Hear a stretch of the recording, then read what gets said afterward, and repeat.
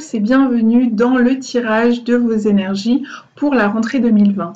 Alors juste avant d'entrer dans votre tirage de plein pied, eh bien, je souhaitais quand même faire un petit aparté sur le fait que les gens ont tendance à vouloir, je le vois autour de moi, je le vois aussi au travers les autres vidéos, les autres chaînes YouTube, sur Facebook, dans les magasins, dans la vie de tous les jours. On dirait que les gens courent après le temps. Là, j'ai vu que certaines personnes avaient déjà publié depuis le mois de juillet, depuis un moment début août, les tirages des énergies de la rentrée, que d'autres personnes publient déjà pour l'année 2021, ou que ça va venir au mois de septembre-octobre. Ensuite, on envoie pléiade de tirages pour l'année 2021. Entendez que tout ça, c'est courir après le temps. Or, ça vient un peu percuté en contradiction ce fameux adage dont tout le monde parle dans le milieu de la spiritualité, qui est le vivre dans l'ici et maintenant, dans l'instant présent. Vous comprenez bien que quand on en est déjà à présenter les cartables au mois de juillet alors que les enfants viennent juste de quitter l'école, quand on est déjà en train de voir les décorations d'Halloween fin septembre, début octobre, ou encore les décorations de Noël ou les jouets à partir de début novembre maintenant, on est comme ça dans une course après le temps un petit peu effrénée. Donc je vous invite à remettre tout ça en conscience à l'intérieur de vous et à vous rappeler bien qu'on est dans l'ici et maintenant, que le temps n'existe pas d'un point de vue cosmique, d'un point de vue de l'univers, qu'il y a juste le présent qui existe et que tout est possible au présent. Et qu'ici sur cette chaîne, ce que je vous présente, c'est des colorations énergétiques qui vous entourent. Alors pour certains d'entre vous, et c'est là où ça devient un petit peu plus intéressant et individualisé, eh bien ces énergies, elles auront déjà été présentes pendant votre été, ou là, ces derniers jours ou semaines, elles vont l'être dans quelques temps. Et pour d'autres, ça va être dans 2, 3, 4 mois, peut-être même 6 mois, je l'ai déjà vu parmi les retours qu'on me fait. C'est là qu'intervient votre libre arbitre. Comment vivre les énergies, à quel moment on est prêt à les recevoir et à en modeler notre vie, notre incarnation, à en faire quelque chose et surtout à les réceptionner. Et là, tout le monde n'est pas prêt au même moment, tout le monde ne peut pas recevoir ces colorations au même moment. Et c'est ça qui est intéressant. Donc, ne courez pas après le temps, ne consommez pas le temps, soyez attentifs à ça, restez le plus possible dans l'ici et maintenant. Autre petite information, je vais prendre un nouveau tarot. Alors là, je vous montre le dos de la carte. C'est un tarot d'une artiste peintre américaine qui s'appelle Jo Jason, qui parle du féminin sacré, qui reprend ses peintures autour du féminin sacré. Alors, je ne perds pas les hommes en route. Les hommes, rappelez-vous que vous avez aussi une polarité yin du féminin et puis aussi que ça peut vous aider à mieux comprendre, à mieux appréhender les énergies du féminin qui peuvent vous entourer, que ce soit chez d'autres hommes ou parmi les femmes qui vous entourent, pas nécessairement votre compagne, mais ça peut être aussi votre mère, votre sœur, vos amis, IE, S, voilà. Prenez ça avec un peu de recul aussi et essayez de voir comment vous pouvez apporter votre propre regard, votre propre lecture sur ce que je vous amène. Bref, tout ça pour vous dire que ce tarot, eh bien, je vais le mettre à la vente suite à ces tirages de la rentrée. Donc peut-être que quelqu'un derrière son écran sera appelé, interpellé par ce tarot. Bon, là, je montre l'autre sens. Et n'hésitez pas, dans ces cas-là, à me contacter. Je le fais au tarif moins cher que l'artiste américaine, tout simplement parce qu'elle ajoute les frais de port jusqu'en Europe. Je souhaite simplement le partager avec la personne qui se sentira appelée. Eh bien, on est parti. On va sur votre tirage. À tout de suite. Alors, les Verseaux, voici votre tirage. Alors, il y a eu des petits accros quand même dans votre tirage, pas autant que les taureaux. Si vous êtes Verseau ascendant taureau, ça peut être un petit peu chaotique en ce moment dans votre vie, que ça ne m'étonnerait pas. En tout cas, pas toujours simple tous les jours, voilà. Ou l'inverse, hein, taureau, ascendant Verseau, Verseau, ascendant taureau, peu importe. L'énergie centrale a été assez multiple. Il y a eu plusieurs propositions. Finalement, on est revenu sur celle-ci qui est Jeanne d'Arc, Pucelle d'Orléans. C'est ce qui est écrit en dessous ici. Jeanne d'Arc qui nous parle des peurs, et de les affronter avec bravoure, avec courage, et d'avoir la foi en ce que l'on croit. Donc rester bien aligné à ses croyances, ne pas mordre sur ses croyances, ne pas négocier, mégoter sur ses croyances, je ne sais pas comment le dire. Parce qu'on me montre vraiment une morsure sur une feuille et ça déchire la feuille. Et du coup, il y a une sorte de... Ne négociez pas avec vos valeurs. Restez bien droite, bien alignée. On insiste en me montrant l'étendard là de Jeanne d'Arc, la bannière qu'elle tient bien droite, pour planter votre bravoure, votre courage, vos croyances. Restez alignés et, comment on pourrait dire, bien ancré, sûr de vous, voilà, bien dans votre verticalité. Sur le plan professionnel, alors écoutez, en premier lieu, j'ai eu une arcane renversée qui est celle du jugement. Le jugement renversé, c'est peut-être qu'on attend une seconde chance, on attend un retour de contrat, on attend un retour au travail, on attend le retour de quelqu'un, on attend la résurrection de quelque chose, ou peut-être ça veut dire qu'on s'accroche au passé. On a du mal à se projeter dans l'avenir. Alors attention, là je parle du plan professionnel. Mais, vous le savez, j'aime pas trop les cases. Donc, du coup, si ça vous parle dans un autre domaine que le domaine professionnel, laissez résonner à l'endroit où ça vous parle. On s'en fiche des cases, j'ai envie de dire. On s'en fiche des petites catégories, des petits coffrets qui disent professionnel, matériel, sentimental. Ce sont des énergies, parfois elles se baladent autour de nous, peu importe le domaine. Il y a peut-être, on s'accroche au passé, il y a un espoir de résurrection, un espoir de renaissance, un espoir de ça va fonctionner, ou un rêve passé sur lequel on continue de s'accrocher, qu'on espère le voir émerger. Le problème, c'est que ça nous maintient un peu le pied dans la tombe. Là, cette personne, elle sort de la tombe, on est dans la résurrection. Mais vous, on sent que ça pourrait vous maintenir le pied dans la tombe, excusez-moi l'expression si ça vous choque, parce que juste derrière, en challenge, on a le mât. Donc le mât,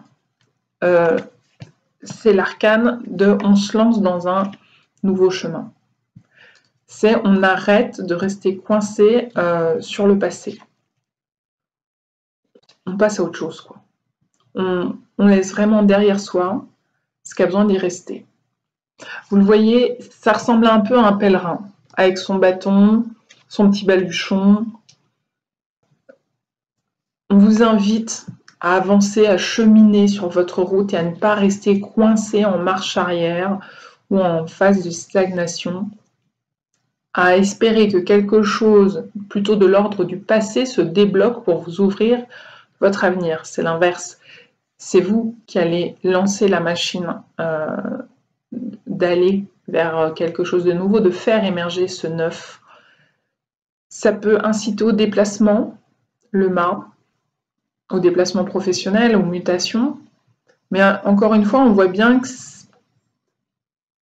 c'est pas nécessairement votre souhait, parce qu'on est sur un challenge. Là, on vous dit, il est temps de prendre vos chaussures, votre bâton de pèlerin, votre petit baluchon et d'y aller, quoi. Le problème, c'est que vous avez du mal à y aller, parce que ça reste un challenge. Ça reste difficile pour vous d'aller de l'avant et de tourner la page sur un passé, sur un rêve, sur un espoir de résurrection quelconque, sur quelque chose qu'on espérait par le passé et qu'on a du mal à lâcher, quoi. Ou que notre passé est encore trop présent. On n'a pas réussi à, me dit-on, le remettre en terre. Donc à l'enterrer, une fois pour toutes, à le remettre dans la tombe. On continue peut-être d'espérer des nouvelles de quelqu'un, de quelque chose, un patron, un collègue, que sais-je. Peut-être que justement ça vous fait peur d'aller de l'avant. Là, on a quand même un bâton de pèlerin avec un bâton baluchon. Là, on a un bâton d'étendard, de bannière. Ça fait beaucoup de bâtons. Donc, ça suggère de passer à l'action. Ça suggère d'aller de l'avant. Ça suggère de rester aligné, d'être bien dans sa verticalité, de savoir ce qu'on veut et de s'y tenir. Ne négociez pas. Je le redis, on est en train de me dire ne pas mégoter, ne pas négocier. Dans le domaine relationnel, alors on n'est pas nécessairement dans le domaine amoureux, excepté que la première carte qui est tombée, eh bien, c'est le 2 de coupe, qui pour le coup a tendance à parler d'un couple d'amoureux. Ça peut être aussi un partenariat professionnel, une association avec une personne sur le plan professionnel. Donc dans le domaine relationnel, ça peut toucher une relation professionnelle, une relation amicale, une relation amoureuse, une relation familiale. Ici, ça peut être le couple. Là, il y a une sorte de... Il y a des soucis dans le couple. Il y a quelque chose qui cloche, il y a quelque chose qui fonctionne de travers ou qui ne fonctionne pas, ou qui ne fonctionne plus. Pour les célibataires, c'est peut-être de faire des rencontres qui ne fonctionnent plus. Et pourtant, c'est assorti juste après de l'as de coupe, qui parle bien de nouveau, qui parle bien de rencontre. Donc si vous êtes coincé dans le célibat, probablement qu'une rencontre va arriver. Ce qui est une bonne nouvelle, je pense, pour vous. Pour ceux qui sont en couple et qu'il y a des soucis, il y a vraiment l'espoir du renouveau, il y a vraiment l'espoir de redémarrer sur des bonnes bases ensemble. Mais attention, je vous l'ai dit, il n'y a pas toujours des cases à faire. Ça se trouve, cette énergie, elle parle du domaine personnel et pas professionnel. Donc il y aurait cette idée de j'attends un renouveau au sein de mon couple. J'attends la résurrection, j'attends un retour de flamme, une renaissance sur une amélioration, des nouvelles bases dans ma vie sentimentale avec la personne avec laquelle je suis. Je dis attention parce qu'ensuite j'ai complété et qu'effectivement on a le 2 de Pentacle qui parle d'hésitation, qui parle de perte d'équilibre, qui parle de difficulté bien stable dans cette relation, des hauts et des bas constants, que j'ai complété à nouveau avec un 5 de bâton, qui parle de conflit, qui parle... Ça reste un couple conflictuel.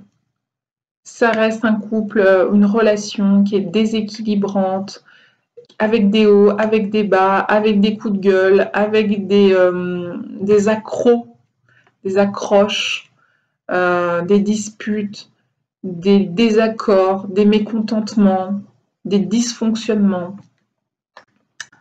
Donc attention, attention. Soyez attentifs à vérifier que cette énergie-là, à vous de voir si ça parle, si ça résonne en vous ou pas, ne correspond pas également à votre vie sentimentale et ou à une relation en particulier.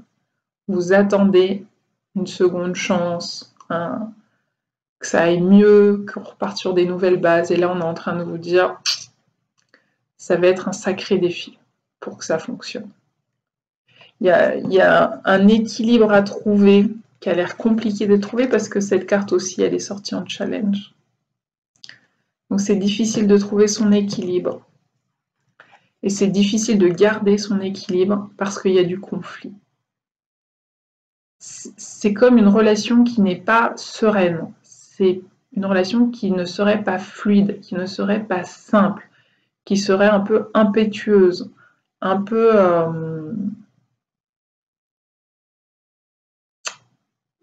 fougueuse, un peu passionnelle quelque part, mais pas nécessairement passionnelle sur le plan sensuel, sexuel, quoi.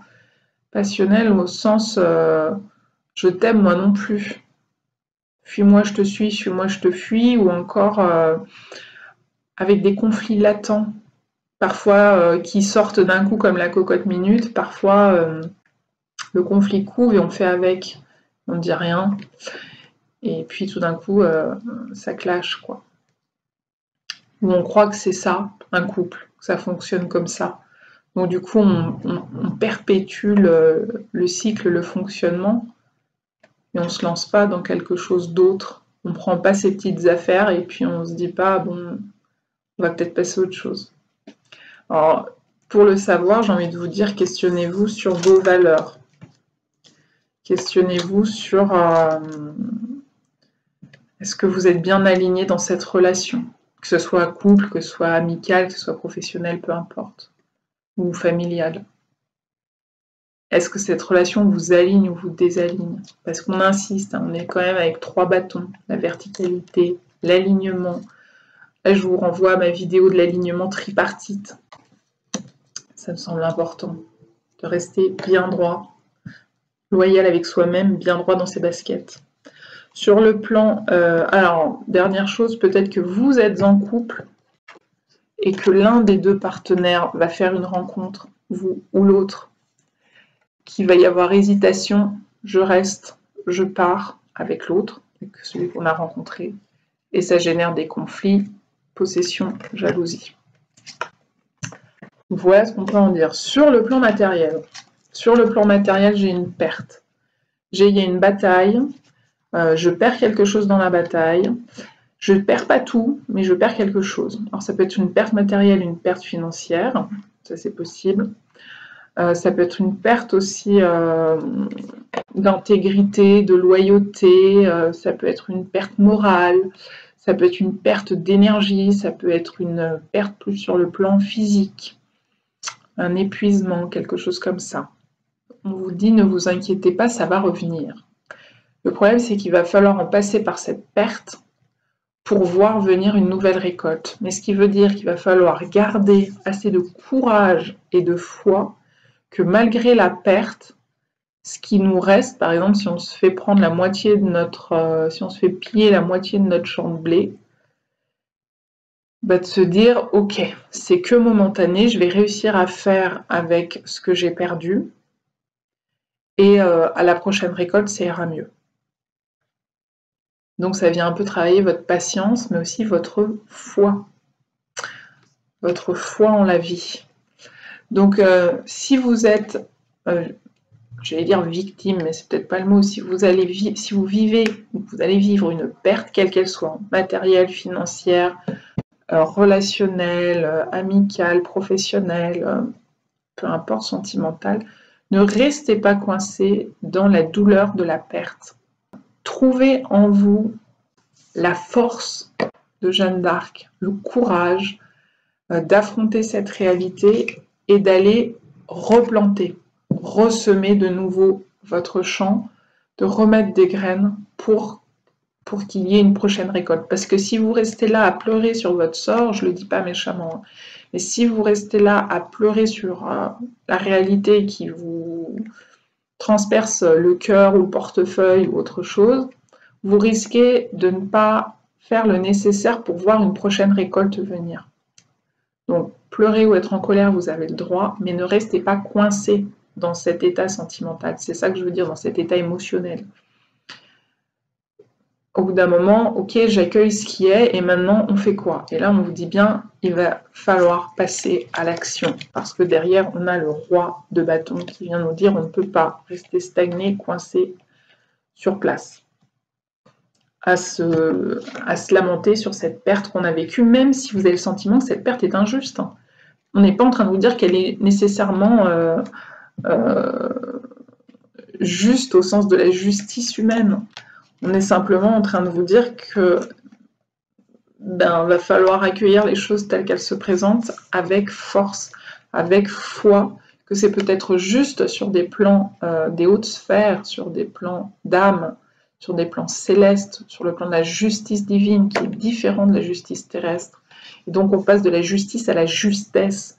Donc c'est peut-être une justesse sur le plan de l'âme pour peut-être venir vous chercher sur le roi de bâton, c'est-à-dire sur je suis capable de rebondir et de passer à l'action, mais aussi de me montrer patient pour voir venir la prochaine récolte et ne pas baisser les bras. Derrière, en indice supplémentaire, en message bonus, eh bien écoutez, on a d'abord la cigogne qui parle de changement. Derrière, on a la Vierge qui peut parler de colère. Donc, il y a peut-être cette perte-là qui va vous mettre très en colère. Il y a peut-être, s'il y a un souci, un schmilblick sur le plan de votre couple, quelque chose qui va vous mettre en colère. Ou si vous vous rendez compte que finalement cette seconde chance ne vous est pas donnée, ça pourrait vous mettre aussi en colère. Ça se peut aussi d'avoir un jugement en votre défaveur. Si vous attendez un résultat de justice ou de jugement, ça peut être en votre défaveur et que ça vous mette en colère. Et on vous dit, allez vers le changement. Donc prenez votre bâton de pèlerin et avancez sur un nouveau chemin. Ne restez pas coincé sur ce que vous avez perdu.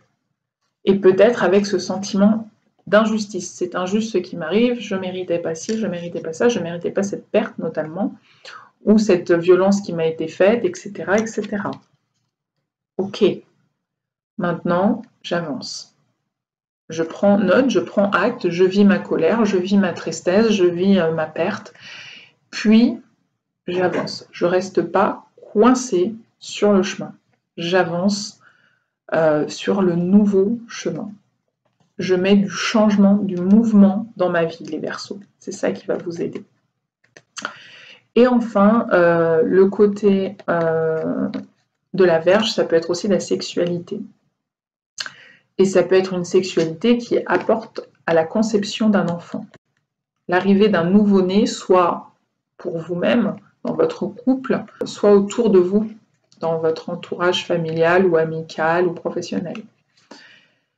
Mais si on en revient vraiment stricto sensu à juste ça sans la cigogne, on va dire que la cigogne parle du changement et que ceci parle de la sexualité, il peut y avoir un changement dans la vie de couple, il peut y avoir cette rencontre qui soudain modifie votre vie de couple avec ce côté peut-être tentation sensuelle, sexuelle, charnelle. C'est une possibilité qui vient du coup modifier votre vie sentimentale.